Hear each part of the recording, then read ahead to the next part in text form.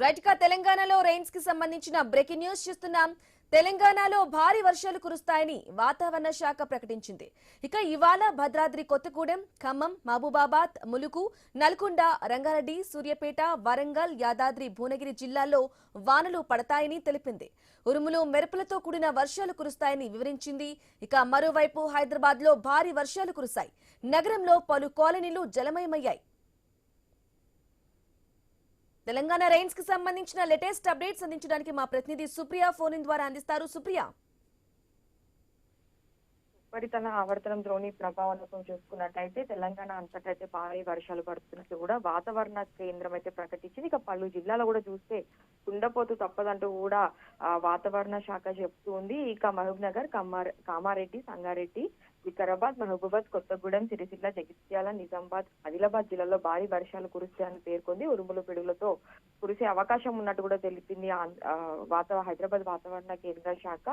ఇక దీనితో పాటు చూస్తే కూడా హైదరాబాద్ లో అయితే వర్షాలు దంచి కొడుతున్నాయి అని చెప్పాలి. అయితే తెలంగాణలోని నల్గొండ, సూర్యాపేట ప్రాంతాలలో కూడా ఉరుములు మెరుపులతో భారీ వర్షాలు పడతాయని కూడా ఇటు చెప్తున్నారు. అయితే ఇవాళ చూసుకుంటే అయితే భద్రాద్రి కొత్తగూడెం, ఖమ్మం, మహబూబాద్, ములుగు, నల్గొండ, రంగారెడ్డి, సూర్యాపేట, వరంగల్, యాదాద్రి, భువనగిరి జిల్లాలో అయితే భారీ వర్షాలు పడతాయని చెప్తున్నారు. అయితే హైదరాబాద్ లో కూడా ఈరోజు భారీ వర్షాలు పడే అవకాశం అయితే కనిపిస్తుంది. ఇక నిన్న ఒక్కసారిగా అయితే భారీ వర్షాలు పడడంతో మాత్రము ఇటు నగరవాసులు అయితే తీవ్రమైన ఇబ్బందులు అయితే తలెత్తాయని చెప్పాలి. అంటే లోతట్టు ప్రాంతాల్లో ఉన్న ఇల్లులన్నీ జలమయమైపోవడం, అయితే రోడ్ల పైన కూడా ఎక్కడ చూసినా కానీ వర్షపు నీళ్ళు నిల్చోవడంతో ఇంకా ఎక్కడైతే మ్యాన్ హోల్స్ ఉంటాయో ప్రమాదకరంగా అక్కడ కూడా ఇబ్బంది పడుతున్న పరిస్థితి అయితే కనిపిస్తుంది. అయితే నగరంలో చిన్న తేలికపాటి వర్షం పడితే చాలు మనకు నగరంని మొత్తం ముంచేస్తూ ఉంటుంది. అలాంటిది ఈ భారీ వర్షాలతో మాత్రము నగరవాసులు అయితే ఉక్కిరిబిక్కిరి అవుతున్నారనే చెప్పాలి. ఇక ఏ సమయంలో ఎలాంటి ప్రమాదం జరుగుతుందో కూడా తెలియని స్థితిలో అయితే నగరవాసులు ఉన్నారు. అయితే గత ఆదివారం నుంచి కూడా ఏదైతే భారీ వర్షం పడిందో అక్కడ కూడా చూసుకున్నప్పటికీ అయితే 5 నుంచి 6